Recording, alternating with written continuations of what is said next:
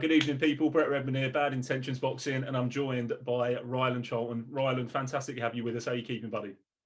Very well, thank you. How are you doing? I'm not too bad, thank you very much. Good. Let's jump straight into it then. So last time I spoke to you was fight week, fight camp. You were in the bubble.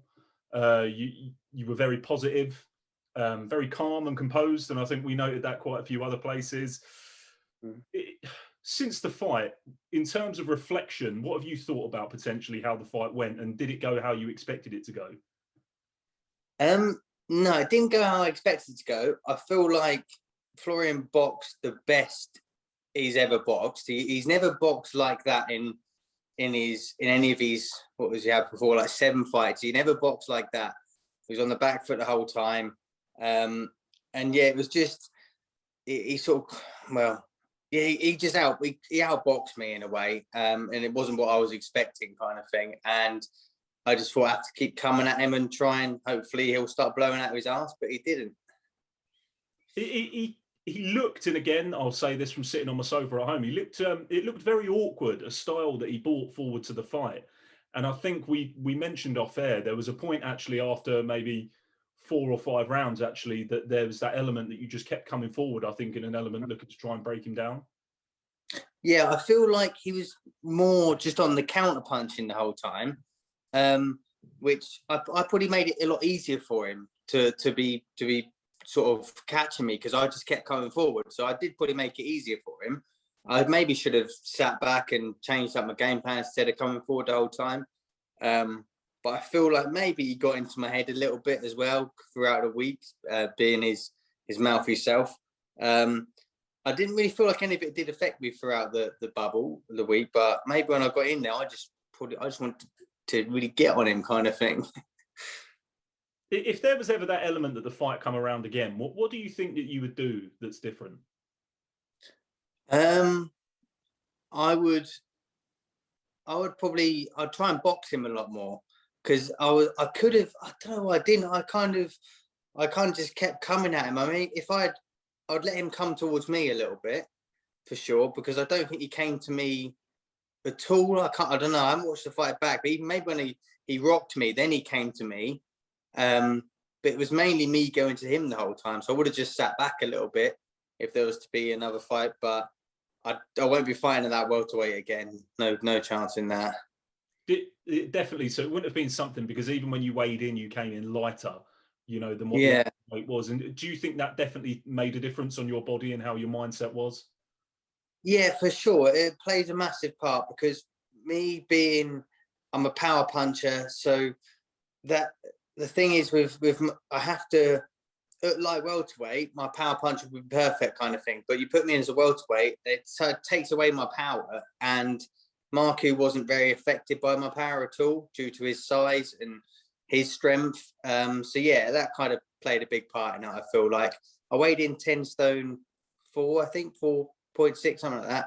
And that's with I never had to make weight. It's with me eating just but a lot of food throughout the camp. I tried to get myself up to 11 stone 2, 3, and I was blowing out my ass after a few rounds of sparring, because I was carrying a stone of weight that I'm not used to. So yeah, it wasn't a good idea to try welterweight.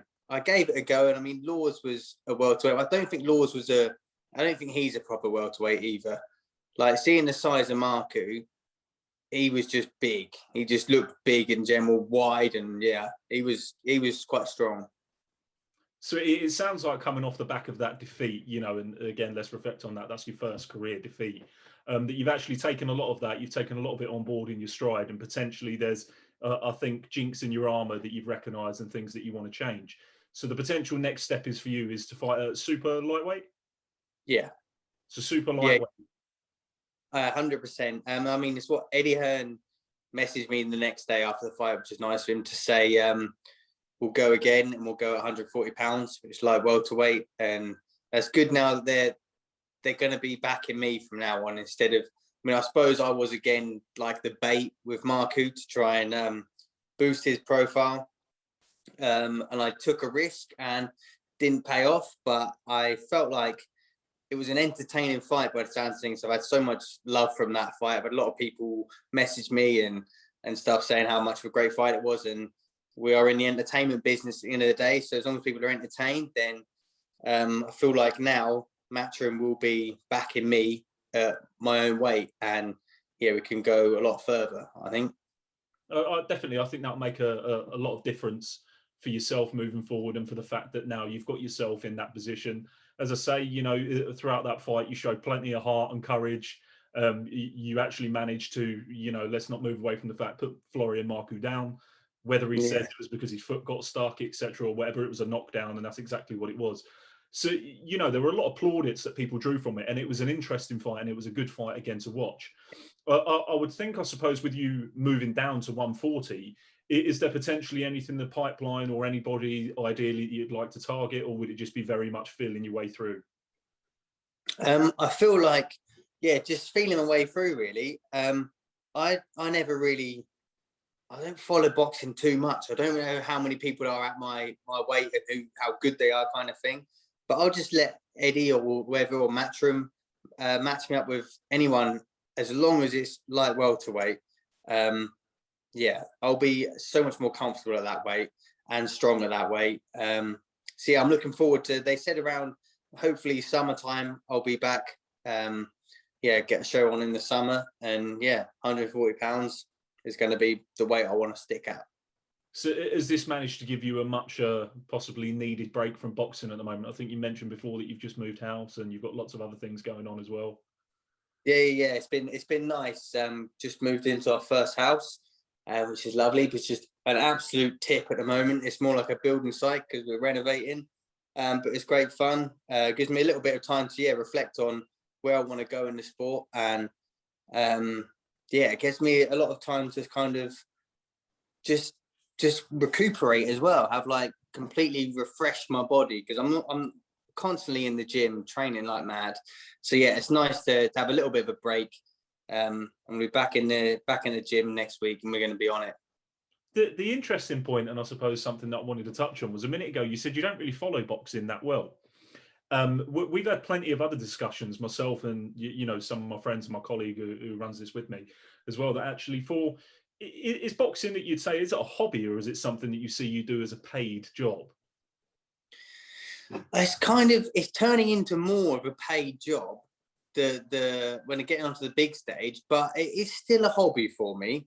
But I don't have Sky, I don't have BT Sport, I watch highlights of fights that have happened, but I never really watch boxing that often. No, I'm not really. I follow the boxers on social media and stuff like that, but yeah, I'm not. I do love it. If it's on the TV, Channel 5 or whatever, then yeah, I'm watching it. But I'm not like obsessed with it, kind of thing. I like doing it because I enjoy my exercise, and I feel like exercise just releases all them good endorphins, doesn't it? It makes you feel good. And boxing, and I love to fight, so it's great. Kills two birds with one stone. Where was that crossover element where actually you know, you first recognized and thought, wow, you know, I'm doing this as a hobby, actually I'm quite good at this? I think it's when I was younger. I was really young. I was probably about 14, and I could always whack. I could always have a whack, and every time I used to spar kids, I wouldn't necessarily be a better boxer than them, but I'd whack them and there'd just be blood everywhere, and I'd be like, oh, this is easy, it's great fun. But they'd always end up giving up, or I'm not doing it anymore, and all that when they're kids. And yeah, I just thought I am quite good at this, and I can punch, and I'm enjoying it. So yeah, that's how I cottoned on to it. And I think you mentioned before, if you don't mind me previously saying, that you were a chef. That's actually your skilled trade as to what you do. And how was that transition from you actually, as you said a minute ago, that it's not now becoming a hobby, that this is becoming your main source of income? Well, it's not my main source of income, not yet. I'm still a chef, but due to obviously the pandemic, the hospitality industry is screwed. So I'm working in a care home. So I'm cooking in a care home. And yeah, it's completely different to what I'm used to. I'm used to busy kitchens and stuff and cooking some extravagant food, but I cook a couple of meals a day. I bake some cakes for the residents. and it's easy job, but then allows me to train because I'm not doing 12-hour shifts in busy kitchens. I'm not finishing at 12 o'clock at night. I start at 7, I finish at 3, and then I go training afterwards. So yeah, that still around food and stuff, and that allows me to continue my training. And the interesting point that you just raised there, and I think there's this element and there's this consensus, and this is what I was leading to, that actually people who box professionally on Sky don't have to have a full-time job. And I don't actually think in terms of pay that it pays enough for somebody to give up and actually not be able to provide for their family.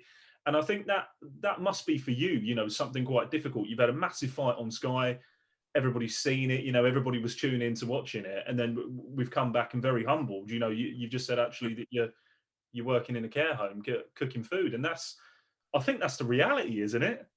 That is reality. That's exactly it. Like, I like the job. Even if boxing was earning me enough money where I didn't have to work, I think I would still work at this care home. I may cut down to part-time, but I would continue to work at this care home because the boxing side of it isn't reality. It's fun. Like, you're in front of the cameras, you're in the bubble for the week with cameras and people recording everywhere.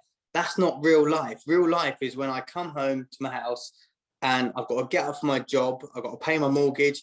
That's real life. This boxing stuff is just the fun part of it. And it's over like that. Like, you get the biggest rush in the world walking out on that stage, and it's amazing. But then you always have to come back down to normality. And me having a job in this care home keeps me level-headed, because I have to get back to normal life and working and getting up for a job. And I feel like if I just had boxing, I'd probably go a bit nuts. If I just had the boxing and I had all this money, then I'd probably just, I don't know, probably lose my head. I think, and we mentioned this before in the last conversation and in the interview that we did previously, that, you were very calm and composed, and it was very much that I'm taking everything that gets thrown at me one stride and one step at a time. And I think the reality is what you've just explained there, that actually that there still needs to be that stimulus, that actually you can maintain a healthy and normal lifestyle by actually maintaining a regular, 9 to 5, even though you're not doing 9 to 5 job, just to be able to, I think, to keep that sanity composed. 100%. Yeah, I really do think that, because you have such a high from the boxing side of it, and going fighting live on Sky Sports and all that is such a high, but then you always have to come down from it. So when you come down to just nothing, it's like you don't know what to do with yourself. Like, I come down to the fact, I'm back in a care home, but I'm doing something, I'm making other people happy in a way. Like, I mean, after I had a few weeks off recovering, but then I'm back at work now, and I was walking out on Sky Sports 3 weeks ago, and like millions of people watching, and I'm walking around my care home pushing a tea trolley around, handing out pink wafers. But it just keeps me here, keeps me level, kind of thing. Because I'm not always thinking I'm a superstar, because I'm not a superstar. I'm just normal, kind of thing. And again, that's where it touches on, and what you've said there, that there's this massive rush and this massive high, and that potentially being an athlete, some of these careers in terms of football, boxing, they can be very short-lived. And I think it's important for anybody out there who's watching and listening actually to this, that this is real life, what we've got here. I think we've found that it's two very different sides of the 50p coin, but we're both actually doing something for a hobby.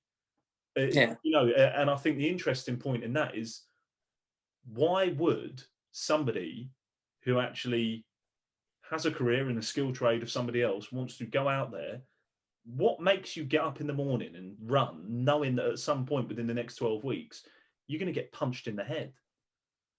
Yeah, I don't know. I think now I've had a taste of the big stage. It's it's very addictive, because it's like a big adrenaline rush, and I want that back again. Even though the fight with Marku didn't go how I planned, I lost, but still the rush from walking out on that stage and fighting in that ring, and just knowing that I don't ever really think that I'm being filmed when I fight. I'm just doing my thing, but still, when you're in there doing it, it's amazing, and it's a hell of a rush, and it's addictive. And I will always I feel like I'm always going to want to get up and fight again, kind of thing, and that'll spur me to go out and do my training. And again, you know, one of the last points. So actually, that there is that potential that Matchroom have said to you, yeah, you're going to go out, we're going to get you out again in the summer, and then there's that transition again of walking around, you know, as you've just said there, with your pink wafers and your tea trolley, and actually then getting ready to go back out on Sky Sports. And the transition out there for anybody, I think, who's listening, and even to me, as I'm sat here talking to you, you know, it sounds absolutely mental, because I think unless you have that mentality, and as you said, something can become so addictive that I think there's that danger of where you could potentially give up actually everything and focus on the dream. But actually, as we've mentioned, you know, and what we've said before, that dream can quickly turn to ashes very quickly, depending on how you do and where your career goes. So it's a significant insight, you know, that you shared with us this evening, and I'm really, you know, humbled and privileged to have had that conversation with you. It's very interesting. Slightly speechless. Yeah, interesting, because you wouldn't expect a boxer that is also violent, the boxing in the ring and doing that thing, to then I go around and I do push a tea trolley around some days, and I hand out biscuits to the residents and stuff, or they're playing their bingo and all that. But that for me keeps me, and I feel like it keeps me quite chilled. Like, boxing's a thing where everyone's got this front of being the hard man, being this and being that. I don't need to be a hard man in my care home with all my residents. I don't need to be like that all of the time. So I like the transition of being chilled in a little care home environment to then ramping up, going into the boxing ring and being ferocious. And I like that side of it. Like, it keeps me level, I find. Is there as well, and I suppose as we say that transition, potentially again of going back out in the summer, is there a danger as to where actually people could turn around, and not necessarily you, but think, do you know what, it's been too long, I've cracked back on with my normal job, of slipping away from that dream, I suppose, is what I'm getting at. Maybe, I don't know. I feel like I'm an exciting fighter. So I feel like everyone wants to see the comeback. Like, I fell at that hurdle with Marku, but it was still entertaining. And there was a fight that it was out of my weight class. Everyone could see that he was too big for me, kind of thing. And even on the scales, it proves that I'm not a real welterweight. So yeah, I feel like people are going to be excited to see me back and see me back at my actual weight. And I think like welterweight, I feel like, I don't like saying this kind of stuff, but I feel like I'm gonna smash that division. I do feel like at my own weight, I can go far. I feel like, you know, and there's the confidence, and that's great to hear following the last fight. I suppose for anybody out there who's watching, what could we expect if we see you at super lightweight? Big knockouts, I think. Because I feel like, I mean, I knocked out Joe Laws, that was at welterweight, and I knocked down Marku, and he's supposed to be this real strong welterweight, which he was strong, but I mean, I knocked him down. When was it? The 6th round I knocked him down. That's after I got beaten up for 6 rounds. So if I wasn't getting beaten up, I wasn't my full strength, and I still managed to put him down. So yeah, I'm going to be a lot stronger, and I'm going to be a lot more quicker on my feet for sure, because I won't be carrying so much useless weight. So yeah, I think it's going to be more exciting nights at light welterweight. That's fantastic to hear, and I like the confidence again, and it's brimming. As I said earlier, I'm not going to keep you too much longer, because as you've mentioned before, you know, we're all aware you've got work again in the morning, and then you've got training again straight after. But it's been an absolute privilege to have you with us again this evening, and I'm really extremely grateful for everything that you shared with us as well. You're welcome. All right, cheers, Rylan. Thank you ever so much, buddy. Bye-bye.